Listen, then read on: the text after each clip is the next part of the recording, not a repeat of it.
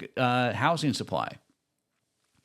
Housing supply, I guess, imbalances, they'll remain local. I mean, sometimes investors get focused on national trends, but let's remember that all real estate is local. It can be affected by, the job growth in an area, by the manufacturing in an area.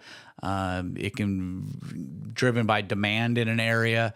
It's just, farm country in the middle of, Illinois or Indiana or Iowa is not going to have the same demand as oceanfront property in San Diego.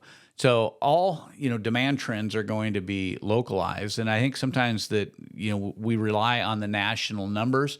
And I think a lot of investors, when I talk to them, they've missed opportunities because they've relied more on the national instead of their local area information. And I think housing supply is going to be kind of driven by that. There's a lot of transitions as we go into 2026 here.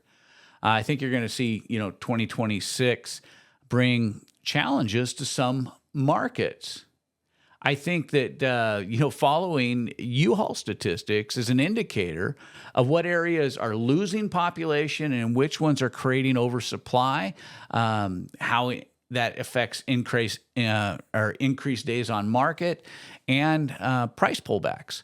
So, for instance, if U-Haul is identifying a certain area as being a high demand for people that are leaving the state or leaving the area, it's going to create a little bit of a back glut of properties available for sale or available for rent or whatever the issue is. You'll have less demand for your rental properties, probably less demand for your short-term rentals, less demand for your flips and your wholesale deals in those type of areas.